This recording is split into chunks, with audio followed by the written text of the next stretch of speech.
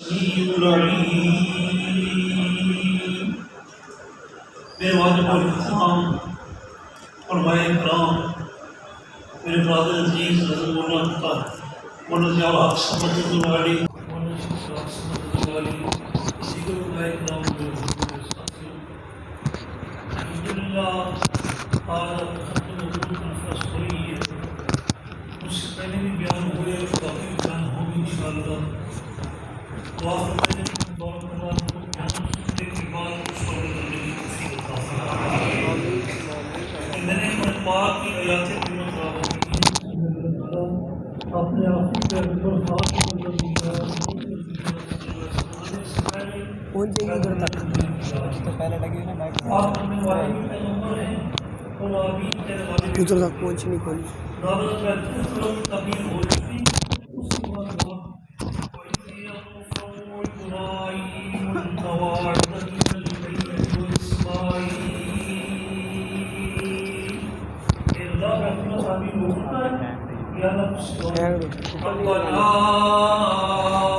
پیچھے پہلے لگی ہے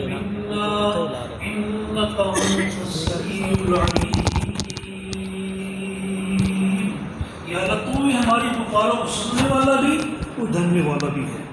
اگر آپ دیکھیں اسی کے اندر دو الفاظ اندر پوری توحید آ رہی ہے.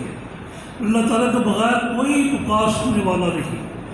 اگر انسان اللہ کے بغیر کسی اور کو پکارتا ہے، کسی اور کے در پر جاتا ہے، وہاں پکارتے وہاں پکارنے کا کوئی فائدہ نہیں ہے، بلکہ جن کو تم غیروں کو پکارتے ہو وہ بھی اللہ کو پکارتے ہیں.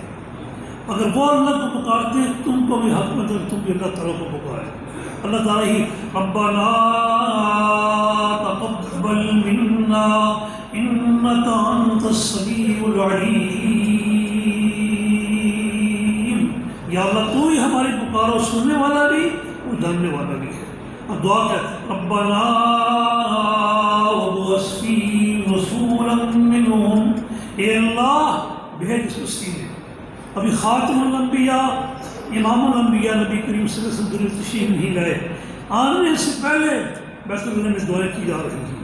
دعا کرنے والے پیغمبر ہیں ابراہیم اللہ ہے. آمین کہنے والے پیغمبر اسماعیل نبی اللہ ہے. کہ ربنا وابعث فیہم رسولا منہم. اے اللہ بھیج ان سے پیغمبر.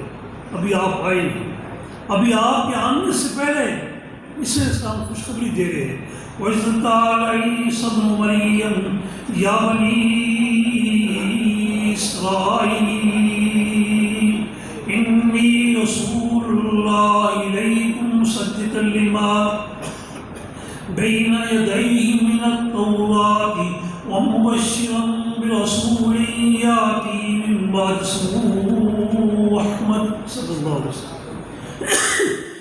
میں آپ سے گزارش کر دوں، جب بھی میرا پیغمبر نبی کریم صلی اللہ علیہ وسلم کا نام گرامی ہے تمام مسلمانوں پہ تیز درود پڑھ لکھا صلی اللہ علیہ وسلم. یہاں کہا احمد کہہ رہے ہیں، اور دوسری مقام ہے والذی ارسل رسولہ بالہدی ودین الحق ليظهره على الدین کلہ وکفی باللہ شہیدا محمد رسول اللہ. وہاں کہا کہ احمد صلی اللہ علیہ وسلم، یہاں کہا کہ محمد صلی اللہ علیہ وسلم. میرے پیغمبر سے صحابہ نے عرض کی یا رسول اللہ کیف نصلی. اب آپ پر کون سا درود پڑے؟ آپ کو فرمایا سب سے بہترین درود تو وہ ہے جو نماز پڑھتے ہیں، جس میں میرا بھی ذکر ہے، میرے آباء و اجداد کا ذکر ہے.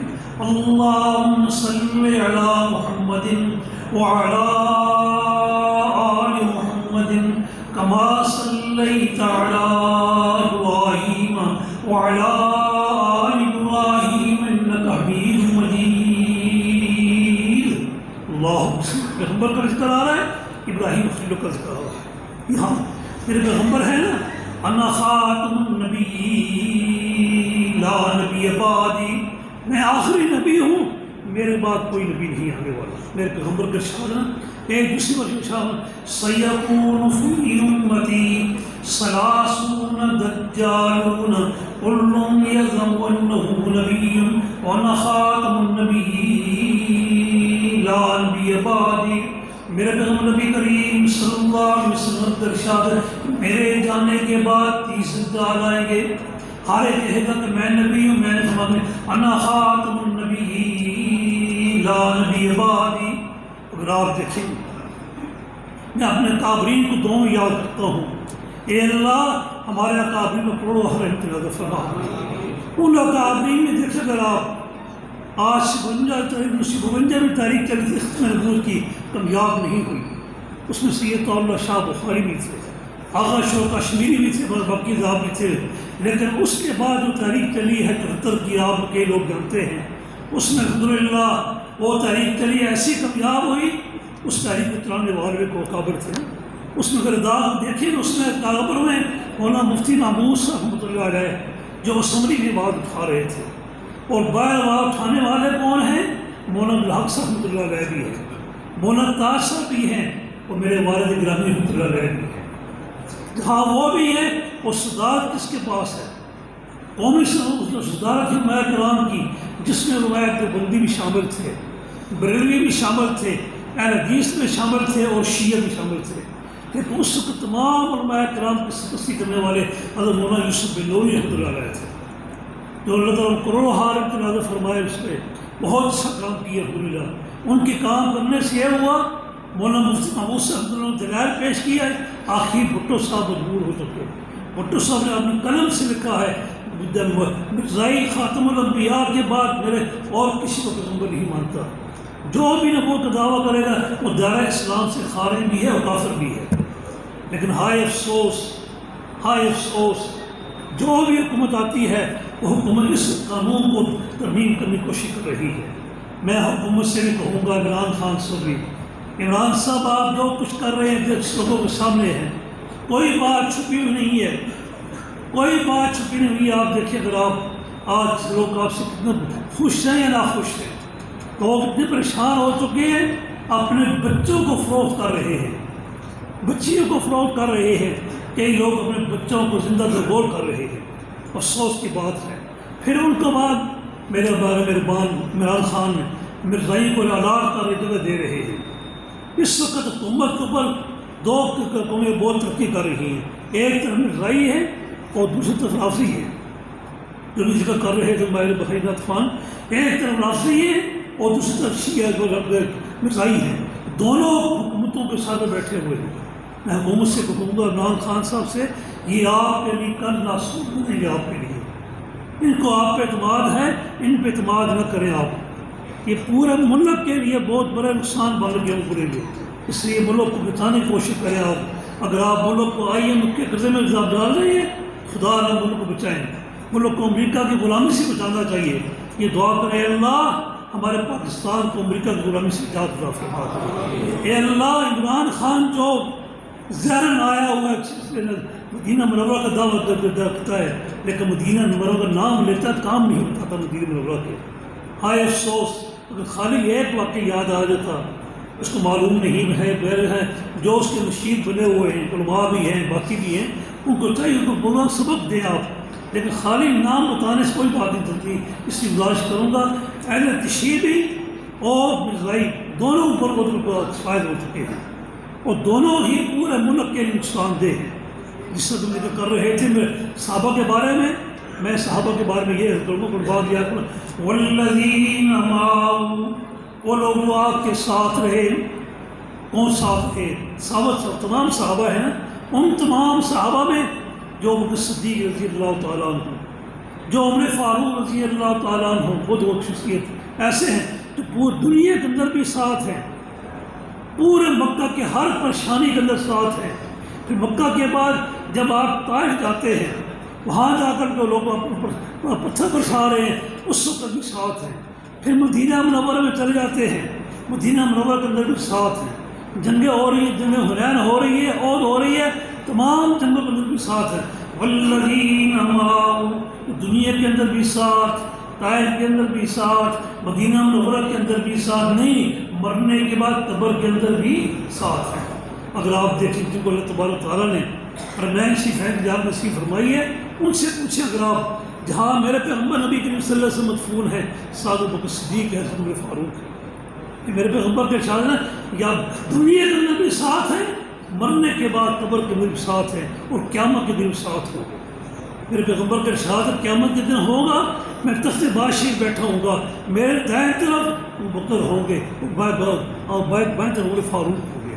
یہ وہ ایسی شخصیات ہیں جو لوگ ان کو گالی دیتے ہیں، جو ان کو تبرہ کرتے ہیں، میں کہتا زبانیں بھی تمہاری ہیں، وجود بھی تمہارا ہے، تم جو کچھ کرو، جو اللہ تعالیٰ نے ان کو مقام دے دیا کوئی مقام سے چھین نہیں سکتا۔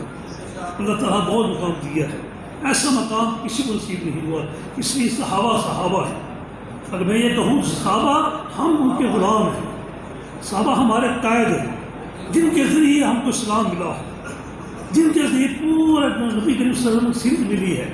اگر وہ صدیق دیکھیں، اگر آپ عمر بکر صدیق رضی اللہ تعالیٰ عنہ وہ شخصیت ہے جنہوں نے خود بھی مال پیش کیا، اپنا مال بھی اولاد بھی وقف کر دیا، کہ عمر فاروق رضی اللہ تعالیٰ عنہ میرے پیغمبر نے شاہ فرمایا اگر میرے پاس کوئی نبی ہوتا عمر فاروق ہوتا، لیکن میرے فرمایا عمر بارے میں کہا عمر کو وہ مراد رسول ہیں، عمر وہ مراد رسول ہیں، پھر بھی حیات نہیں آتا، شرم نہیں آتی۔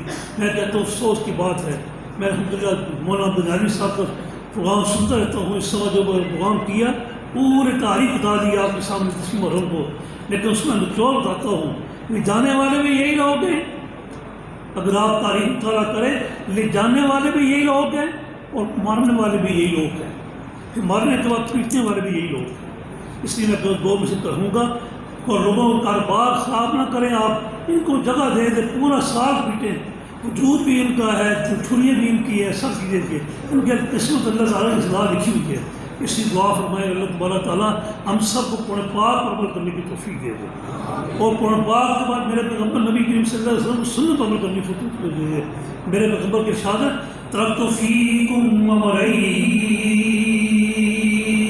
کتاب اللہ و سنتی، کہ دنیا سے جا رہا ہوں دو چیزیں چھوڑ کر، ایک اللہ کی کتاب کو اور دوسری اپنی سنت کو، اگر تم نے ان کو مضبوطی سے پکڑ لیا لن تضلوا بعدی، میرے بعد گمراہ نہیں ہوگے۔ لیکن ہائے افسوس آج ہم قرآن پاک پڑھتے نہیں ہیں، خوشی غمی میں استعمال کرتے ہیں، اگر قرآن پاک کو پڑھیں اگر آپ پھر معلوم ہو قرآن پاک میں کیا چیز بیان ہوتی ہے۔ دعا کریں جتنے دینی مدارس ہیں اللہ تبارک تعالیٰ ان مدارس کی حفاظت فرمائے اور اللہ تعالیٰ ان مدارس کے حکومت کے شاہ سے محفوظ فرمائے انشاءاللہ۔ الحمدللہ جو ہمارے قابل کام کر کے گئے ہیں انشاءاللہ ان کے نقشے قدم پر ہم بھی کام کر رہے ہیں، الحمدللہ کام کر رہے ہیں، کرتے رہیں انشاءاللہ، جو جلتے ہیں جلتے رہیں انشاءاللہ کام کرے گا۔